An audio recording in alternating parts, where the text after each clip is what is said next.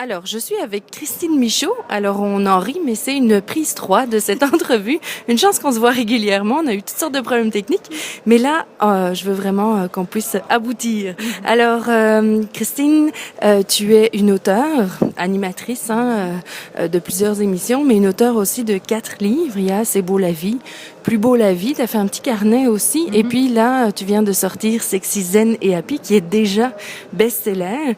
Et puis aussi, tu as lancé un mouvement au Québec, puis même mondial, de ce que tu m'avais dit.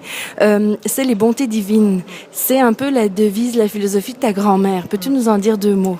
Sur les bontés divines, bien sûr. La devise de ma grand-mère, c'était voir le beau, apprécier le bon et faire le bien. Ma grand-mère est décédée le 31 décembre 2012, donc c'est assez récent. J'avais parti ce regroupement-là en 2004, mais à très petite échelle. On était un groupe de 10 filles qui se voyaient une fois ou 2 mois pour s'inspirer mutuellement, pour prendre des bonnes actions dans notre vie, dans la société, faire du bien. Puis après le décès de ma grand-mère, j'ai senti l'élan d'ouvrir ça à plus grande échelle. Puis j'ai dit, je vais organiser des rencontres, premièrement, dans une salle. Je vais louer une salle, puis je vais ouvrir ça au grand public. À ma grande surprise, beaucoup de gens se sont présentés, plusieurs centaines de personnes. Et là, encore plus surprise que j'étais, c'est qu'il y a des groupes qui ont commencé à se former un peu partout au Québec. Donc là, on est rendu à au-dessus de 37 groupes au Québec. On a en Guadeloupe, en Alsace, en Bretagne, en Australie. Là, je n'ai même plus le décompte. Là, j'ai perdu le contrôle pas mal. Mais c'est extraordinaire. Ça veut dire que les gens ont besoin de se voir, de s'inspirer positivement, de se nourrir aussi. Et c'est les bontés divines, c'est là pour ça. Et ce que j'aime dans ce concept-là, c'est qu'on se colle à des gens qui nous ressemblent Oui. aussi. Puis, pour nos auditeurs célibataires, c'est un petit peu, c'est très inspirant parce qu'effectivement, il faut se coller à des gens qui nous ressemblent si on veut trouver quelqu'un avec qui ça va marcher. Tout à fait. Ça augmente les chances. Un truc, si vous êtes un gars et que vous cherchez une blonde, allez aux bontés divines. Parce qu'il y a plein de filles. Il y a plein de belles filles, en plus, qui prennent soin d'eux-mêmes, tu sais, d'intérieurement, extérieurement, tout ça. Puis on n'a pas assez de gars, fait que là, j'ai comme lancé un message pour qu'il y ait plus de gars. Et c'est parfait parce que c'est effectivement un bon spot pour rencontrer des filles. Message aux gars. Aussi, justement, ta grand-mère t'a beaucoup inspiré dans ton livre Sexy Zen et Happy, mais on sent aussi sa présence. Puis dans l'esprit de ce livre-là, quel serait le conseil que tu donnerais aux célibataires? Tu sais, les gens là qui sont seuls puis qui souffrent un peu de ça, là, quels seraient 1, 2, 3 conseils? Je sais que tu en aurais beaucoup à donner. En fait, je m'en suis donné à moi-même. Je vais vous les redonner. Je vais me les repasser. Mais c'est sûr que je pense que c'est important peut-être de se dire que la période de célibat n'arrive pas pour rien, premièrement. C'est pas un hasard. Peut-être que c'est une chance qu'on a de se donner du temps, d'apprendre à se connaître, d'aller régler ce qu'on a réglé, de se libérer de nos lourdeurs, de ce qui est difficile dans notre vie, de ce qu'on traîne comme des petits boulets, peut-être qui fait qu'on n'a pas les relations qu'on voudrait avoir. Tu sais, après ça, c'est fou, là, mais à un moment donné, j'ai comme entendu, moi, que le prochain, il fallait que je me nettoie parce que le prochain, il serait nettoyé. Mais c'est une figure de style juste pour dire que juste d'aller régler le plus mes affaires, ben je me présente comme vraiment davantage en qui je suis, authentique, vrai, dans ma pulsion de vie, vraiment allumée, tout ça. Fait que ça, c'est mon premier conseil, qui est un peu long. Puis je voulais juste faire du pouce là-dessus, c'est que tu dis souvent qu'on n'attire pas ce qu'on veut, on attire qui on est. Oui, tout à fait. Donc, de là, l'importance de faire le ménage, puis de se préparer. Puis ça, je trouve ça très mignon. Moi, je crois au rendez-vous de la vie, au fait qu'il n'y a pas d'hasard. Fait que je me dis, quand on est célibataire, c'est parce que si on veut retrouver l'amour, ben nécessairement, on a un rendez-vous dans le temps. Il y a quelqu'un qui nous attend quelque part. Puis je trouve ça bien mignon de penser à ça, puis de dire, oh, c'est mignon parce que là, on est en train probablement les deux de se préparer, puis on s'en vient, là. On s'en va vers notre point de bifurcation, notre point de rendez-vous.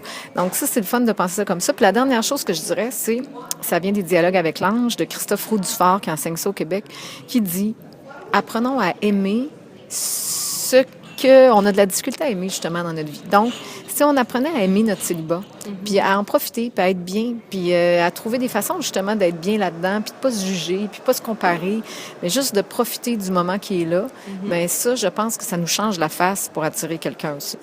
Oui, d'ailleurs, il y a beaucoup, je le dis souvent, il y a beaucoup d'études qui ont été faites là-dessus et qui démontrent que des gens qui sont arrivés à un stade de leur vie où ils sont célibataires et bien avec ce statut-là augmentent leurs chances dans les statistiques, là, ont plus de chances de réussir leur couple plus tard. Pas nécessairement de rencontrer, mais le couple après est vraiment une plus grande réussite. Donc, effectivement, c'est d'où l'importance. Ça fait beaucoup de sens. Oui, tout à fait. Oui, tu as parlé des rendez-vous, tu as parlé d'être nettoyé, c'est très important. Et en même temps, hein, on l'entend beaucoup. Tu sais, il faut être soi, c'est important d'être bien avec soi-même, etc. Ce serait quoi pour toi, tu sais, les gens là qui disent, oui, OK, c'est bien beau, mais comment je fais? C'est quoi la première étape? Ben, c'est quelque chose que je m'applique maintenant. Moi, quand je suis dans des situations, puis je me dis, bon, comment je devrais réagir, qu'est-ce que je devrais faire, ou je me pose des questions. Puis j'essaie de me rappeler, c'est Gretchen Rubin qui a écrit Opération Bonheur, The Happiness Project en anglais. C'est un livre formidable. Et elle dit, dans un de ses premiers chapitres, un de ses premiers conseils, qui est bon pour tout dans la vie, c'est « sois qui tu es ». Mais alors, comment on peut se l'appliquer? C'est moi, je me dis souvent, « sois Christine ». Tu sais, demande-toi pas qu'est-ce qui va bien paraître ou comment tu devrais être ou qu'est-ce que tu devrais faire. Christine a le goût de faire quoi? Sois Christine, c'est tout.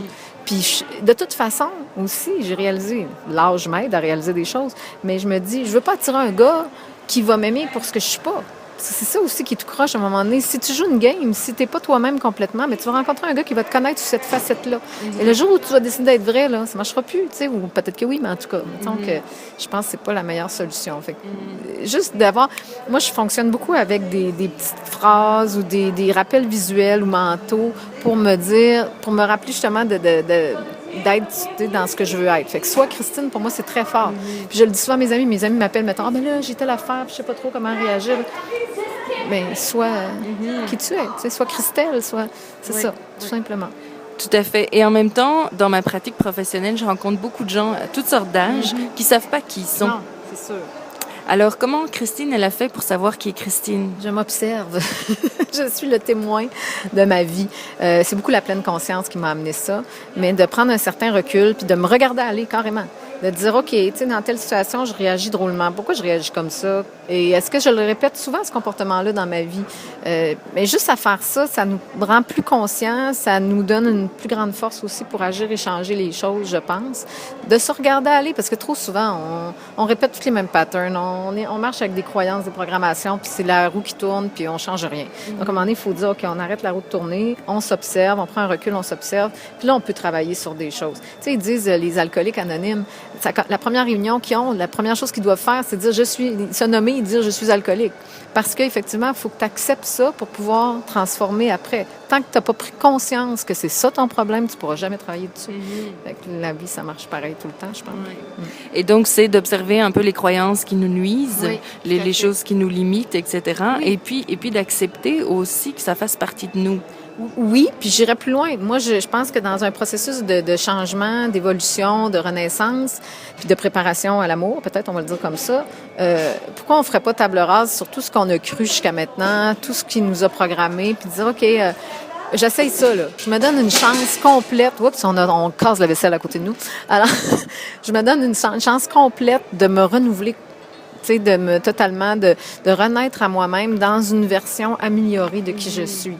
Mais ça demande un effort parce que les croyances, c'est fort, là. Oui, puis 75% de ce qu'on fait, c'est par habitude. Exact. Et donc, quelque part, c'est de se dire, demain matin, je commence un nouveau jour, une nouvelle vie. Tout à fait. Mais le témoin aide pour ça. Parce que là, tu sais, tu tentes ça. Juste se regarder, s'observer.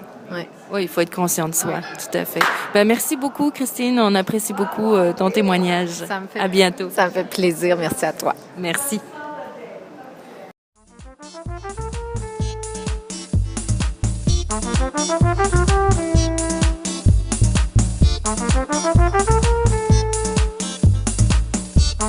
Thank you.